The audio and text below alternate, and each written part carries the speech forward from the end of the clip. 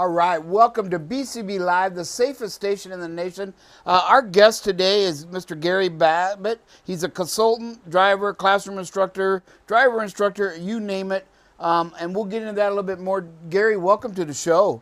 Thank you for having me. This is something we do every day at noon, Monday through Friday, to go to all the drivers out there. And so I guess if you're a Texas native or resident even, I'm not even a native. I think that was one of my favorite slogans when I got to Texas was there was a bumper sticker and a t-shirt that said, "I'm not from Texas, but I got here as fast as I could." Absolutely. And I really kind of adopted that because I love the state of Texas. We went to Pennsylvania and visited our grandkids, and my son-in-law's dad, he's retired. All he does is watch CNN and all the news programs. And he said, he made a comment this Christmas. He goes, "I love your governor. I love everything he stands for." He says, just listening to talk, he says, he has got it so much right on the nail. And I was like, okay, I'll have to take your word for it. Okay. But today, we're all rooting for TCU. Go Horned Frogs. Yep. About the only person not rooting for TCU in this building is Sir Rick. He's an SEC fan. Oh, boo. wow. But he's made a couple bets. Okay. There's three of us that have $50 bets with him, and he gave us 13.5 points. The 13.5, that was the opening line last week. So we get 13.5, so I'm rooting for him to win big time, and I think they can. I really believe they can. I absolutely believe they can, too. I know everybody says SEC, and the Big 12 ain't the same thing, and he's right. Most of the years, that does play out, but when you handled Michigan the way you did, and that's a physical football club, and what I loved about it was they just kept punching each other in the mouth, and no one backed down, and I see the same thing happening with Georgia. I do, too. What I believe is they're going to continue to surprise people tonight. They've been doing it all year, obviously. There was a reason their quarterback was in the finalists for the Heisman. So, Yep. And that coach they've got has really, really made a difference. So SMU guy, right? Yes. Well, his dad actually was Spike Dykes, and he coached at Tech, and he was a legend there. And of course, he has coached around the country, and he's been successful everywhere he's gone. So yeah, I don't look for that to change tonight. No, and I found out too. The quarterback for TCU was second in the Heisman to the USC guy. Correct. I know Georgia's quarterback was in there too. Yeah. And so was Ohio State. So 3 of the 4 in the national championship quarterbacks were. And in fairness to Michigan, that guy was a true freshman. He wasn't going to get nominated anyway.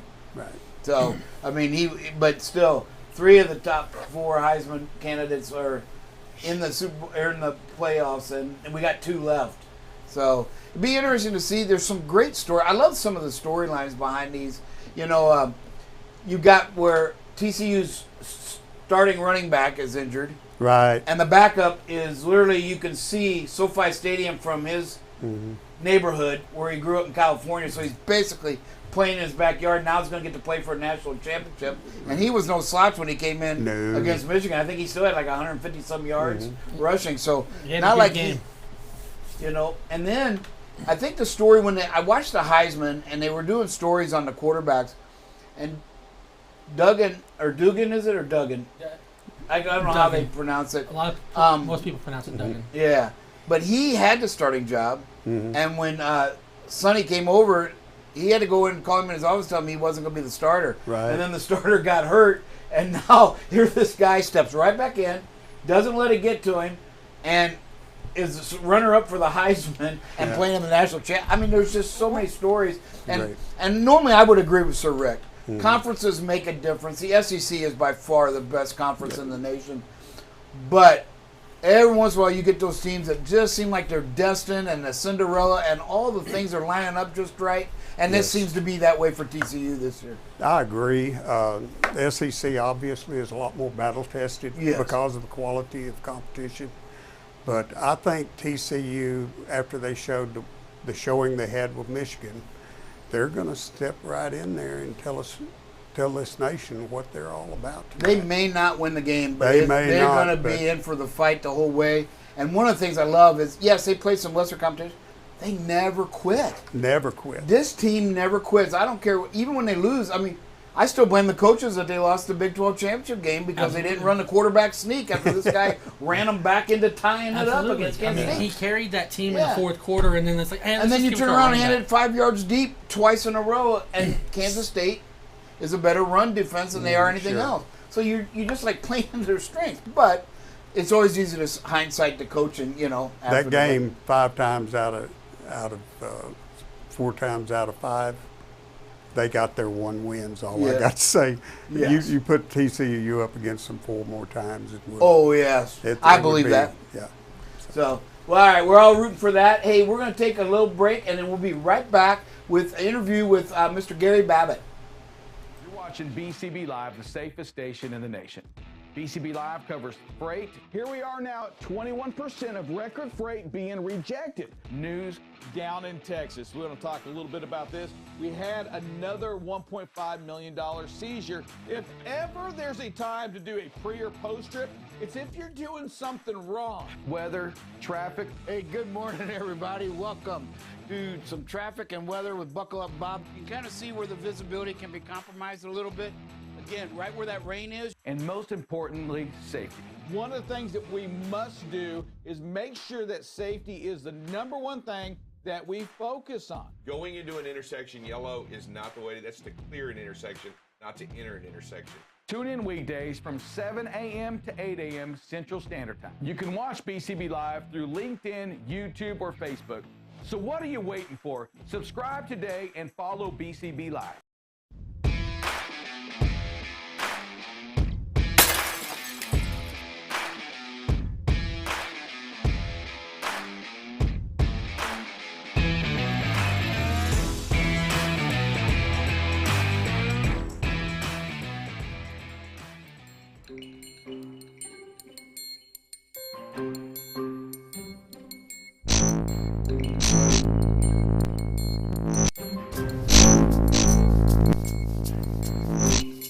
Sir Rick here, reminding you to tune in to our new segment called The Sledgehammer, featuring those who make a legal difference in our industry.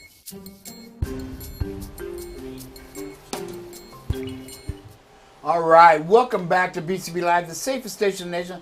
I am what they call Buckle Up Bob, and I've got with me Mr. Gary Babbitt. And Gary has just a resume that is astonishing, you know, and we're going to let Gary talk a little bit about this, but just to give you all out there some ideas of what this gentleman brings in his resume. 5.4 million accident-free miles, 2013 TXTA Driver of the Year, 2013 National Driver of the Year, 11-12 ATA America's Road Team Captain, and an 8-time nominee in the Texas Motor Transportation Association's Professional Driver Commendation Program. I mean, and folks, that's just 5 of about 20. So, I mean, as you can see, the first 5 are amazing. Gary, welcome to the show. Well, thank you for having me. Now, Gary, you and I met over a year ago when I, through a mutual friend of ours, Mr. Kenny Ray, got me involved in the DFW Council of Safety Professionals. I always want to mix those last 3 letters up, right? It's easy to do. Yeah. And so, and you served chairman on that for several years as well, correct? I was the first chairman this year and second vice. You have to work your way up to chairman, but this past year it was a huge honor. We accomplished a lot of things with our council.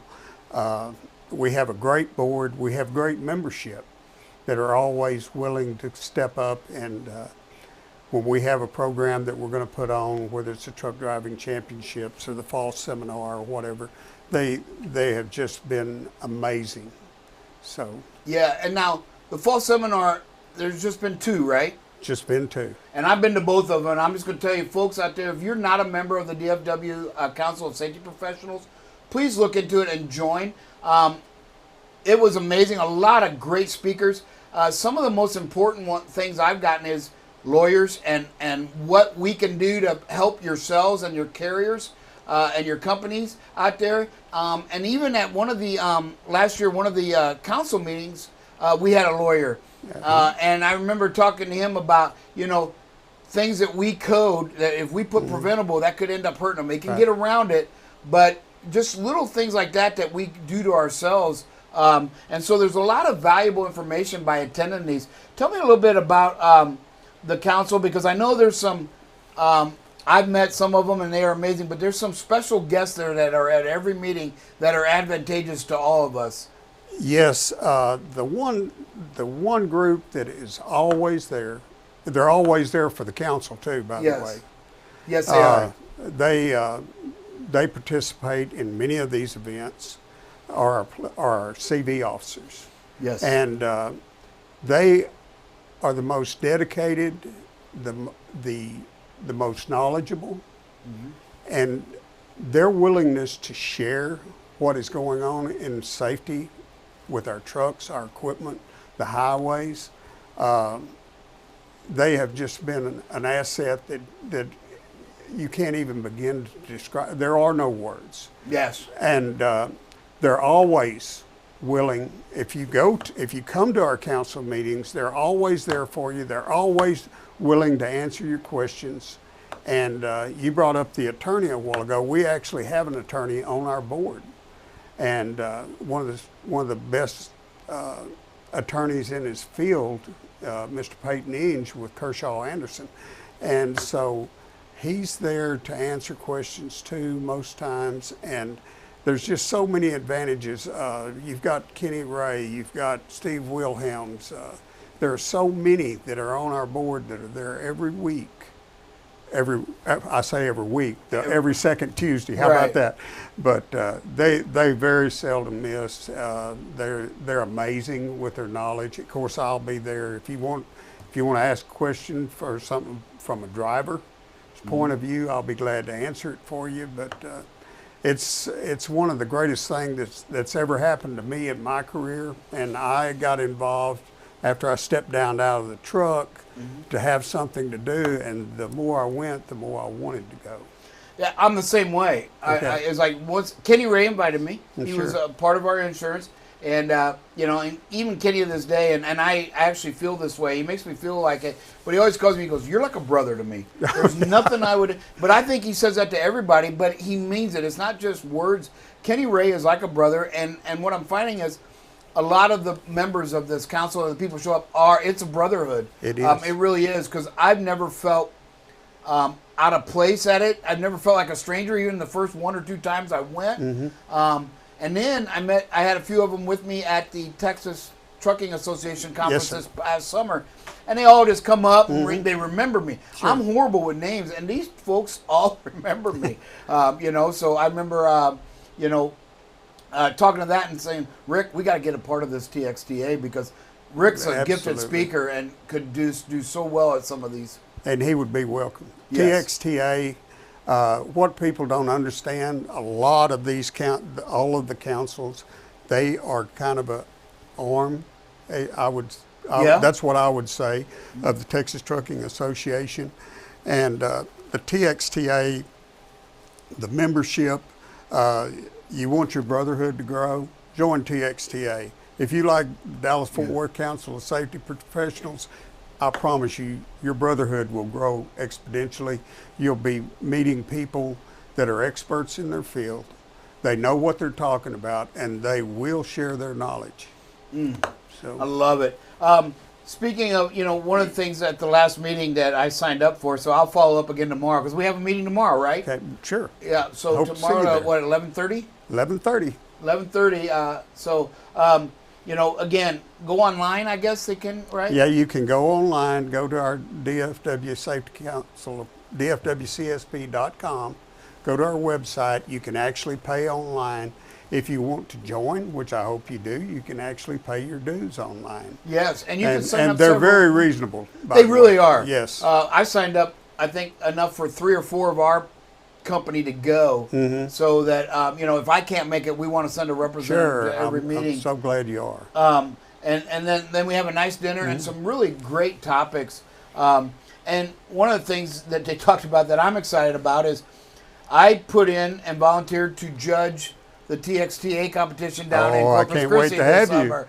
And I'm like, and they said, yeah, we'd love to have you. I said, I think that would be great knowledge, and me getting to judge the police officer, because this is a police officer competition down there. And so just getting to be a part of that and getting the BCB name out there, and people going to know throughout the state who we are, and just getting to be in that part of that brotherhood with the policemen. May I say something about the Texas Challenge? No, go right ahead. If you out there have never been to a Texas Challenge, you've never had your company involved in a Texas Challenge, you don't know what you're missing. If you've ever been to a truck driving championship, this is the officers' truck driving championship. They of course, they obviously have to have a driver. I got involved in it in 2010. After I left Central, I had to do it on my own dime. I haven't missed a one, never will. You will see a side of police officers and a brotherhood and a commitment to safety on our highways that you didn't realize was out there. They are my highway heroes. That's the only way I can put it, and I will not, and as long as I'm able to get down there, I will be a part of the Texas Challenge if they'll have me. Yeah, I'm excited about it. I'm going to check with Ann and make sure that she does have my name down. I watched her write it down, but I don't want to miss out on that, because I agree with you. Several years ago, we got involved with our local DOT officers, and actually did the roadside blitz with them. They were kind enough to tell us where that was going to be, and we provided lunches and drinks, but that guy, for the local authorities, he actually competes, and I think he finished third twice in the Texas, and he retired, but he made me feel, he even had me my own crawler, because I told him I wanted to see what was done, and we crawled under every truck they brought in, and he would point out and let me measure things, and just to be that hands-on. And I just remember, because I have a little bit of a belly on him, and this guy's pretty skinny and fit. He's ex-military, but there was a low boy, step deck, and it pulled in, and he looked at me, and I said, and I had this weird look on my face. He goes, "How about I just take this one?" I said, "Yeah, I don't think I'm going to fit under that thing." But he was just awesome. I mean, gave me my own crawler, and we just, we went through every truck. I stayed out there for hours with them and just did every truck. You learned a lot, too. I did. We had two different ones. They set up one in Alvarado and one right down the street out here in Mansfield. Right. We went to both of them, and it was just really eye-opening. And, one of the things I thought about, too, is, just like we complain a lot where, yes, there's bad truck drivers out there. We all know that. There's bad in everything. But that's not the whole industry. On a whole, the truck drivers are pretty good, pretty courteous, and all that. And I think it goes the same thing with police officers. There's a couple that you just scratch your head like, what are you beating me up for this or that? But that's the exception to the rule. The majority care about you and the safety, and that's really all it's about. Well, obviously, I want to give you a little insight. I have a granddaughter that is a Dallas police officer, and her husband is actually a Red Oak police officer. Those happened after the challenge. I got involved with the DPS and the local, but I couldn't have been prouder as a grandfather of either one of them and what they do and the sacrifices they make. Yes. So I tell everybody in our orientation, I personally, and this is just a personal thing, I believe truck drivers have the third most dangerous jobs in the world, and I put them after military and police officers. And I said, but you have one thing in common, and they all look at me funny when I say, you all have to deal with snipers. And they go, what? And I go, well, the military and the police have to do with ones with bullets. You have those four-wheelers jumping out of the line, cutting you off, doing all this stuff. They're basically sniping you, only they're using vehicles instead of the bullets and the guns. And I said, so you all three deal with them, but it's just so dangerous, every one of those professions. Well, you mentioned my 5.4 million miles safe driving, for instance. Okay, I can tell you, truthfully, that I wouldn't have 500 miles safe driving if it hadn't have been for DPS, the locals out there keeping the chaos down. I believe in these people. They have saved me. One of them actually saved my life one time. The truck broke down. It was 18 degrees. There was no power, nothing. And I was about to freeze to death. And if a DPS officer hadn't stopped I believe I wouldn't be here talking to you today. Oh, wow. So, you know, I have multiple reasons why I'm so committed to them, obviously, but how can you say thank you to somebody that saved you? Yeah. I'm doing the best I can. That's I'm going to be helping them every time they ask me. So I love that. One of the things I always loved about the police officers is, because I'm a Christian guy, and I know you are too. Absolutely. And they talk about, I went to an insurance seminar, and the guest speaker was an ex-Navy SEAL, and they talk about, he actually referenced the ultimate servant, which was our Lord. And I was like, I found that, it's not what I expected. Yeah. And then on the police cars, you know, I don't know if they stood, I haven't looked at one, but they always had to serve and protect. Not to protect and serve, Right. but it was serve first. And I've always remembered that, because that's really what we should all have, is that servant heart. Absolutely. And like you said, you know, you do the best you can to repay them and to serve them in a way that you can. And part of that is this DFW council. Again, you had 5.4 million miles. Yes, sir. That's amazing, Gary. Well, I want to tell you something. I didn't get them by myself. You have to have mentors when you come up. You have to have the guys that take and guide you. And I had some of the best at Central Freight Lines. The second thing you need is a safety director that can sell his policies. It's one thing to have the policies, and they work, don't misunderstand me, but you have to sell that driver. And this guy, unfortunately, he passed this last September. Amazing man, 40-year friendship. But there would be no Gary Babbitt if it wasn't for Gary Thomas's policies. And I can tell you many times out on the highway, whether I was meeting a car coming the wrong way, whether it was a steering axle blowout, whatever the situation, whatever came up in front of me, I knew that book like the back of my hand. And I would automatically go to, what does the book say? And I can tell you on multiple occasions, it saved probably my life. On other occasions, it saved me from having an accident. So the drivers out there that are listening, I would encourage you to follow your safety departments, follow those guidelines. I don't think there's a one of them that's there, and the same way with FMCSA regulations. There's not one regulation or one safety policy that wasn't put in there to keep you from having an accident. It was, they were all put there to save you, not to harass you. No. So. And you bring up a great point, you know, the selling part. I've years ago, I sold cars. Okay. And in my third month, I was their number one salesperson. And so you do have to sell. And you got to get them to believe it in their heart. Many will say, yeah, I believe in safety. But it's not in their heart, because then they'll go out and do things. And there are some that just, you can't sell. And that's where the carrier's got to make that hard decision.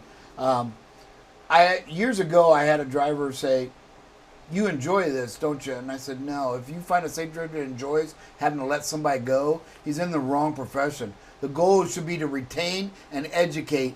Yes, getting rid is sometimes part of it. You just have to. But that should never be the funnest part of the job. I mean, it just isn't. Well, I ran into that. I did the orientations for Central. And I was the first guy they had to get past. And unfortunately, I had to make the decision that these guys just didn't have what it took to be a driver. Everybody has to provide for their family. I understand that. But I also have an obligation. I had an obligation to Central Freight Lines and to that driver that's going to be out there on our highways, that I put the best, safest driver out there. And it was for his own good too. So many times, a lot of these guys may have got out of trucking, but some people are just not cut out for it. Hey, we're going to take a quick break, and we'll be right back with some more with Mr. Gary Babbitt. Okay, so far.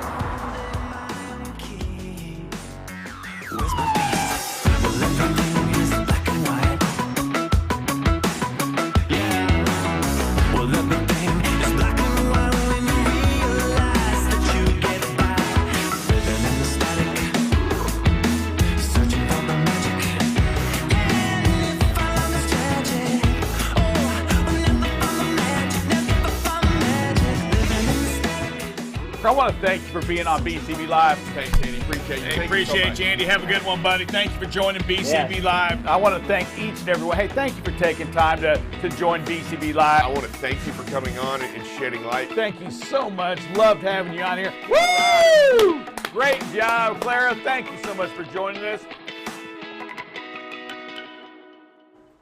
All right, welcome back to BCB Live, the safest station of the nation, where our guest today is Mr. Gary Babbitt. And man, we've been talking about a lot of things. We've talked about the DFW Safety Council of Professionals, and then some of the competitions coming up. We do have truck driver championships coming up in this area in March, I believe. Should be the later part of March. Yeah. But now you also served as a witness on House Bill 19, correct? Yes, sir. Tell us a little bit about that, Gary. What was that like, and what did you provide for them? As a driver, I wanted the committee to understand that these accidents that are going through litigation, some of them, and I've had it happen to me, and I don't think there's a driver out there that has driven very far that hasn't had a four-wheeler or a group of four-wheelers set him up for an accident. And what I did, I tried to explain to him about target zones, what I call target zones, areas on our highways where the driver can get trapped. And if I had anything that I could get through to the drivers today, always be aware of your surroundings. Because these areas are there.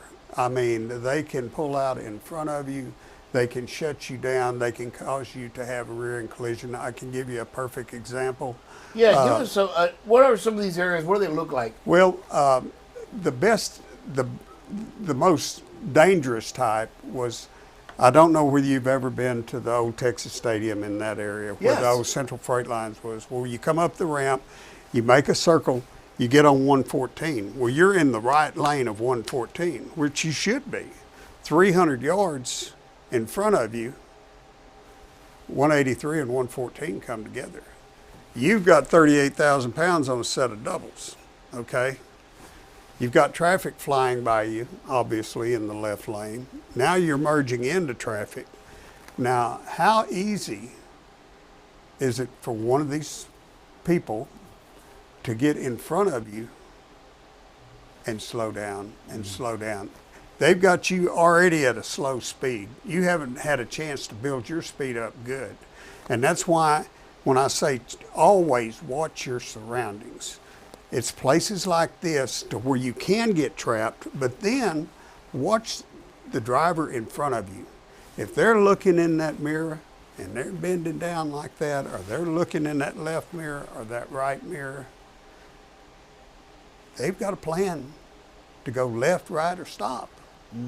So always be aware of your surroundings. Check your mirrors, work your mirrors every 4 to 8 seconds. That is monumental. Oh, and most of these characters, they travel in threes. That way they can box you in. But the target zones are where traffic lanes either go from narrow to wide, entrance ramps, change. Merge points. So Huge. Be aware of those situations. Be on your toes. We don't have time to be playing with the radios. It's focus, focus, focus. I don't care what you are doing in that truck. Focus on your surroundings. Focus on what's in front of you. Focus on your following distance. You can focus, we can focus here for a while. Oh, yeah. So those are things that I would like, that I did want to point out. And they actually asked me about cameras. And I think they were maybe some of them thought I would be against cameras. I, as a professional driver, am all for cameras, because while this driver that was in front of me, he kept slowing down, I'm down to about 15 miles an hour. I've got my flashers on warning people behind me because I've got traffic coming by. I can't go anywhere. Mm-hmm. He locked it down. He thought he had it judged to where I'd just barely tap him. Well, if I would have had a camera, we could have got year and make of the model, we could have got the license plate number, we could have got everything that happened during that time. And what does that do? It saves Central Freight Lines, it saves Gary, it saves my record, it saves, you know, and that is what I call a frivolous accident, you know. But those things happen. They happen on our highways every day. But it's defense wins championships. Never forget that. That's as right. a driver. That's what I always say. It's true in everything. It's true in everything. You take an offensive driver, he's going to have an accident, I promise you. Yeah. You take a defensive driver, that's how I got my 5.4 million miles. Defense wins championships.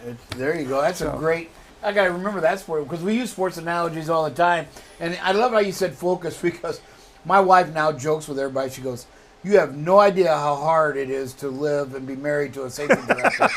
Because she'll do that. Yeah, you know, sure. like you saying, we don't need to be. I said, okay, we're in traffic, and now you decide that you want to check your messages or you want to reach for that soda. I said, wait till it thins out. You know, where are you going? Or now I just get sarcastic. I go, where are you going to go? We just going to run into him, or what are we going to do here? And she just gets so mad at me. She goes, Well, and she tells everybody, you don't know how hard it is to live with a safety director. my wife, I still drive for Central when I'm in my pickup, obviously. I took a friend of mine to one of my ex-safety directors, he was head of risk management, and he rode to San Antonio with me. He said, I have never, ever ridden this far with this kind of following distance. But you, as a driver and a professional, you're in that vehicle 30 minutes going home or an hour. Right. You're in that truck 14 hours. Never get out of what got you there. Because if I can keep that following distance in that big rig, I can keep it in my car. Yes. And the one thing that I would like to share too, if you don't mind. No, go right ahead.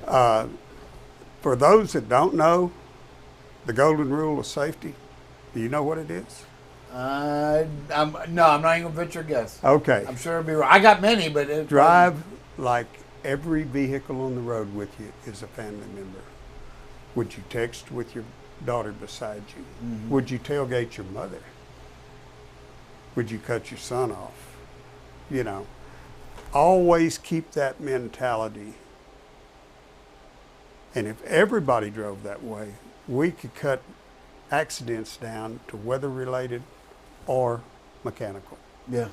So that's what I call the golden rule. I Highway agree safety. with it. Our drivers have actually mentioned that before. Is they've actually said, I pretend that that's my son, my daughter. Great. And we do try to make things wonderful. personal around here, because that is the way to do it. I know at Christmas, you know, I put up pictures of my grandsons. I go, this is why we do what we do, and we try to protect. These are who you're protecting out there, you know. And then the drivers, you know, had their own family stories to share. You know, I'm passionate about intersections and coming to complete stops, because my grandfather was killed when somebody ran a stop sign. You know, so it is personal to me to some degree, and so we have to make that, because I agree with you. If you can make it personal, Right. you're going to be a better driver. You Absolutely. know? And what you were talking about out there on keeping your head on a swivel, every report I've looked at says the number one way to prevent accidents is yield the right of way. There you go. Yield the right of way. And I'm like, and you can't do that unless you are defensive posture and space and speed management. And, you know, we used to say speed and space management, but I'm finding out more and more that if you control your space, you probably 99% of the time you have the speed. You're not doing 75 and still got plenty of distance between you and the vehicle in front of you. But most of the time, what we see on our videos, some of the videos that are out there, you see the speed is under the speed limit, but they're still tailgating. So we want to encourage drivers on the show and everywhere to focus on that space management. What I put out there to everybody I know, and I think the formula is 1.489. Okay, but if every driver will look down at their speed and multiply it times 1.5, that's how many feet a second they're traveling. So if I'm traveling 105 feet a second in an 18-wheeler, you know, and I'm 3 seconds off of this guy's back door, then good things are not going to happen for me. No. So, you know, keep aware of that, and learn about perception and reaction time. You know, if you're driving distracted, your perception and reaction time actually doubles. Yeah. And the normal perception and reaction time is 2.5 seconds. So now, if I'm traveling 100 feet a second, or 90 feet a second, and my perception and reaction time doubles to 5 seconds, I've traveled almost 450 feet ignoring the road. Yes. So that doesn't work well. No, and we're all about education here at BCB Live, and so one of the things I've learned over the years is in simulators, when they throw a problem at a driver, it takes them 1 second to say, I got a problem. Yeah. And it takes them a half a second to step on the brake pedal, and depending on your equipment, could be 3/4 second brake lag time. So that means you've traveled 2.25 seconds before you even begin to slow down, and at 100 feet per second, you know, that's almost a football field. Yep. Right? Exactly. And it's just like, man, folks, you know, and those are the real numbers. Well, and once you get those numbers, it does make a difference in people's attitude toward the vehicle in front of them.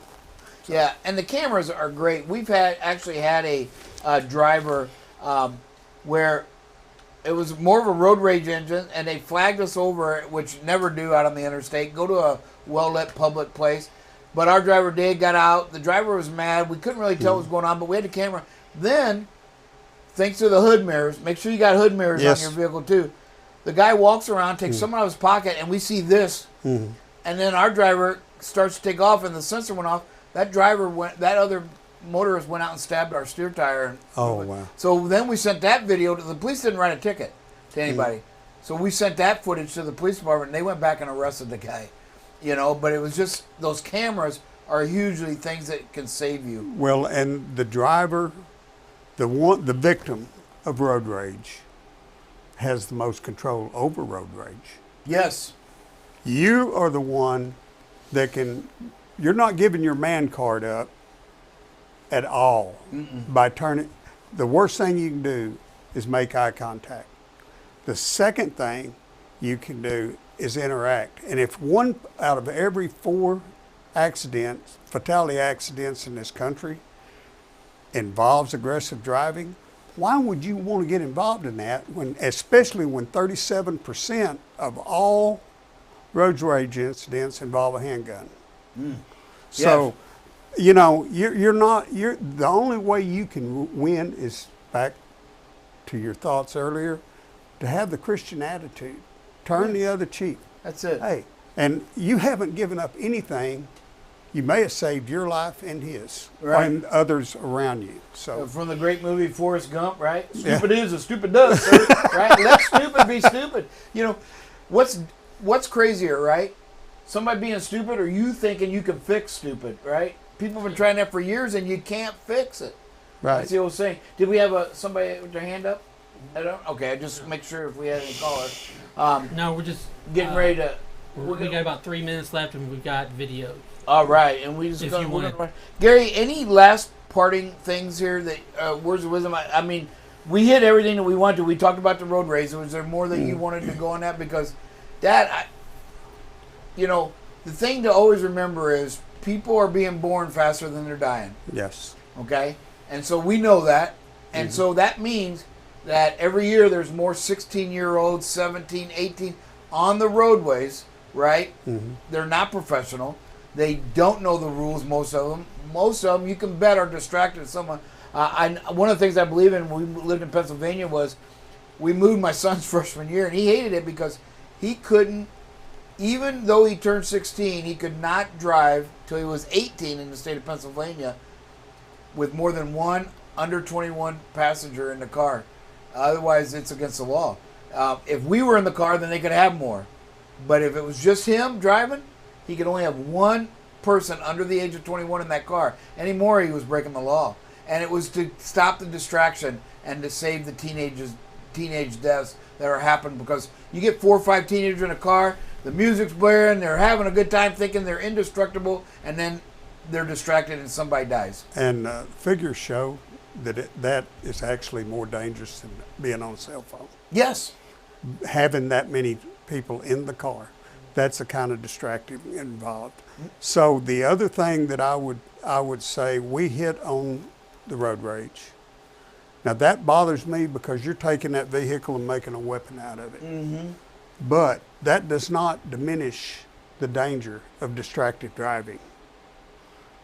They are both ways to be involved in an accident and leave that scene, if you're able, with regret that you'll have the rest of your life. So, focus on your driving. Yes, I buried 6 of my classmates, and that's what we did with every one of my kids when they started driving. I said, I went to my yearbook and I said, see this one? Yep, dead in a car accident. Dead. And, trying to make it personal so that it hit home with them. I would like to say what got me involved in safety. I lost 4 teenagers in 1989.